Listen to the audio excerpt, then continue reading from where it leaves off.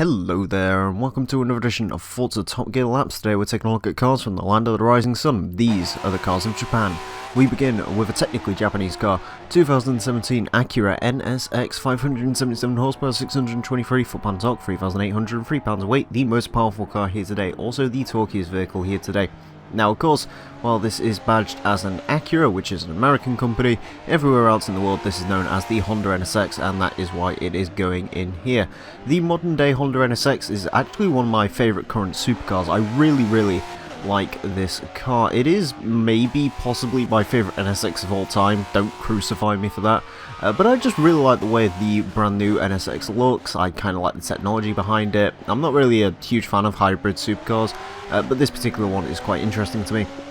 As far as it goes driving in-game, this is one of those weird cars which gets better to drive as your speed climbs. At lower speeds this thing does suffer from a fair old bit of understeer. I'm assuming that's just down to the fact that this thing does weigh quite a bit, has 3 hybrid motors and a petrol motor. It is of course all-wheel drive, so yeah, it does have a couple of issues with understeer at the lower speeds. But if you can get past that, it is a pretty great car to drive. It has some excellent brakes on it, really excellent brakes on this vehicle. Some of the best I've actually driven on a car, so yeah, a pretty cool car overall. Next up, 2017 Nissan GTR, 565 horsepower, 467 foot-pound torque, 3,933 pounds of weight. Of course, this is the facelifted model of the ever-popular Nissan GTR, a car which many people liked. I've never really been a huge fan of the modern-day GTRs. Sure, they are kind of cool cars, and for the price, they are very good at what they do, you know, as far as, you know, pounds versus performance, you get a lot out of these cars, but they're just not really for me. A little bit too sort of computery and so on and so forth. I guess, you know, that's what the NSX is as well, but I don't know. Also, the GTR's never been a particularly good looking car to me, although this facelift model does address that. As far as it goes to drive, this is a very solid car to drive, as you'd expect. It's got a secure 4-wheel drive, it's got a decent amount of power. One weird thing about this car, I guess it does kind of make sense though, when you start trying to push this car, it does start having some issues when it comes to its handling. Your best bet with this car, I found the best thing to do, is actually to just relax, just sort of step back and just drive this car sort of, not relaxed per se, but don't try and push it, you know, don't try and push your luck through corners, just let the car almost drive itself, and it does become a much quicker car when you do that. Next up, 2005 Subaru Impreza WRX STI, 295 horsepower, 311 foot-pound torque, 3,315 pounds of weight. One of the quickest Imprezas in this game. They didn't really change statistically much throughout the years, and as a result the Hawkeye is certainly one of the better ones when it comes to its power, its weight, so on and so forth. Of course, this is the last of the second generations of the Subaru Impreza. And the Hawkeye is one of the more popular models for that. I believe the most universally agreed on good model from this generation was the Blob Eye. That's actually my least favourite. I've always preferred the Bug Eye, then the Hawkeye, then the Blob Eye, although I actually drive a Hawkeye in real life, so oops. Anyways, as far as this car goes to drive, it is a very lovely car to drive. I really liked driving the Subaru Impreza. You'll have heard me speak about Subaru Impreza handling before. I'm going to reiterate what that is here because this is the first time we've actually had a WRX go around the track in Forza Motorsport 7.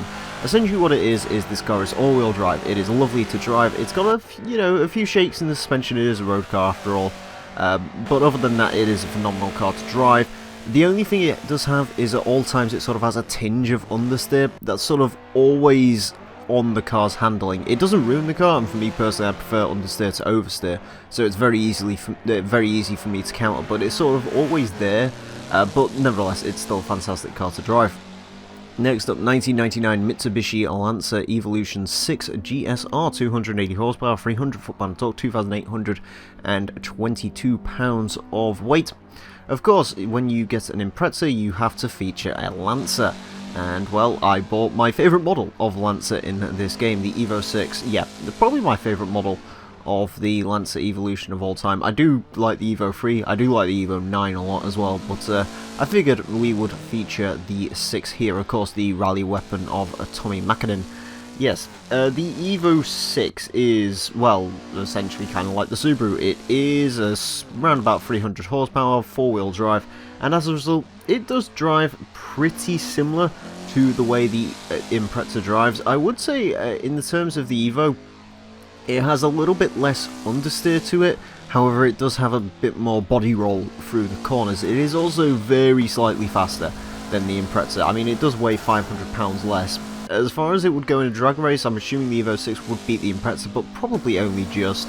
If you ask me personally, I think the handling in the Impreza is a little bit more secure, and that's why it's probably the one I would go for between this and the Evo. But the Evo is still a very exceptional car to drive. Do not get me wrong, it's not a horrible car to drive, but if you sort of, you know, put one against the other, I would end up taking the Impreza. Next up, we have a rotary, very, very loud, excellent noise. 2011 Mazda RX8 R3, 232 horsepower, 159 foot-pound torque, 3,065 pounds of weight. Of course, I had to feature one of the legendary Mazda RX cars here, and I decided to go with the often forgotten about RX8. Although, actually, as far as Mazda rotary cars go, the RX8 is probably my personal favourite of the bunch. I just kind of like the sort of usability of an RX8. This was the last in the line of the rotary engines, and usually what they do is go all out and give it all of the power and all the rest of it, but that's really what the FD RX7, Spirit Rs and Bathurst editions and so on were for. The RX8 is to show what a rotary engine would do almost if it was a normal everyday, if it was put into a normal everyday car almost. You know, granted it's got some weird quirks to it, but you kind of get what I mean. It is a rotary for the everyday man, and that's why I like it.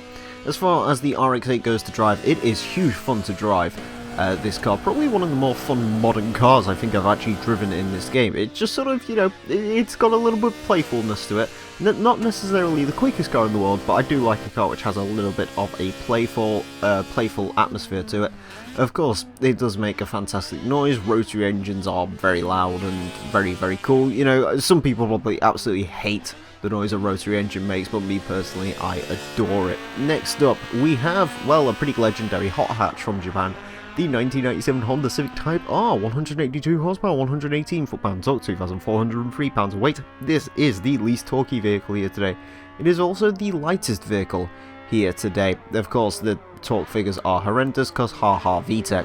Yes, of course, the first ever Civic Type R, and well, Civic Type Rs have evolved, and so we've ended up with what we've got today, which is the over 300 horsepower mental car, which I adore. And for a long time, actually, I adored the EK9. I still do. I love this car. But this was actually my favourite car of all time at one point, believe it or not. So, yeah, I really did quite like the Civic Type R. As far as it goes to drive, it is a little bit odd when you first drive it. The way I always explain this car to people is it is the front-wheel drive hot hatch for people who don't like front-wheel drive. This car doesn't really feel like it's front-wheel drive, as weird as that sounds. The rear end sort of kicks out a little bit. The car itself feels very, very light. You don't really get any understeer from the Civic Type R as much as you see it. You know, I was taking that a little bit liberally. But yeah, it's a very decent car to drive, do not get me wrong. You know, of course these things are leaderboard cars, they're very, very quick, but yeah, they are very weird. As I said, front-wheel drive cars for people who don't like front-wheel drive. If you can't get along with front-wheel drive hot hatches, try the Civic Type R, and yeah, you'll be pleasantly surprised by it, I assume. Next up, we've got a classic Japanese car now, the 1971 Nissan Skyline 2000 GTR, 160 horsepower, 153 foot-pound torque, 2,425 pounds of weight. This is the least powerful car here today by 1 horsepower, and you'll find out what that other car is soon enough. But yes, the old Nissan Skyline. Of course, we saw the 2017 Nissan GTR earlier, and this is how it all began with this. Before this, the Skyline was just a regular car, and then after this model, it sort of became a bit of an icon. I was never really a huge fan of the first generation Skyline GTR until I saw one of these things in the flesh about a year ago, and I fell in love with it. I thought it looked absolutely fantastic, and ever since then I've sort of kind of liked this car a lot more. As far as this car goes to drive, it is actually quite similar to the RX8. This is a lot of fun to drive around, actually. Maybe not quite as much fun as the RX8 for me personally. I think because the RX8 has a bit more power, it allows you to do a little bit more. But this is still quite a fun car to drive, you know, it'll lean through the corners, you can kick the rear end out on it.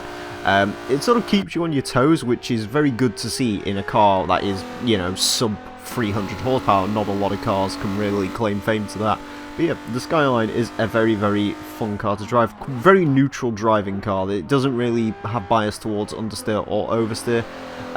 So, you know, it is a pretty good tuning platform, I'm sure, as well. If you wanted to maybe make a race car or something, you could do so with that. And finally today, well, Toyota decided not to put many of their cars in this game, so this is what we've got. It's the 2016 Toyota Land Cruiser AT37, 161 horsepower, 253 pound of torque, 4,993 pounds of weight. This is the heaviest car here today, although interestingly enough, the diesel-powered Land Cruiser, and this is a diesel, only weighs 1,000 pounds more than a modern Nissan Skyline GTR.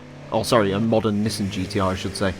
Yeah, that's quite interesting how the R35 actually doesn't weigh that much more or that much less than a diesel modern Land Cruiser. Yes, so this might be actually the first ever diesel vehicle to take on the Top Gear course, come to think of it. So yeah, welcome along a Land Cruiser. Yeah, as far as this goes to drive, well, it's pretty much as you'd expect. It's very, very slow. This is E223 in PI, I believe. It's one of the lowest PI cars we've had. Yeah, you can sort of see it coming through the corners. Yeah, it's slow. It's very lumbering. The trick to driving these slower cars in Forza is basically don't make any sudden movements, because otherwise you'll lose all of your speed, and in the case of this thing, probably fall over. But it's a pretty cool car to drive. It's got an awesome feel to it. Forza 7... unlike with Forza 6, which didn't really have this, when you're driving one of the high-up vehicles like the SUVs and stuff, you really feel like you're towering over everything, and this you feel like you're driving a monster truck around. You know, I drove this after driving that 2000 GTR, which, you know, that isn't a hugely small car, but compared to this thing, yeah, it is pretty hilarious. I did quite like driving the Land Cruiser. Anyways, on to the leaderboards, and unsurprisingly, the Acura NSX is the fastest car today, going into 7th place with 1:15.821, and actually a really very good time.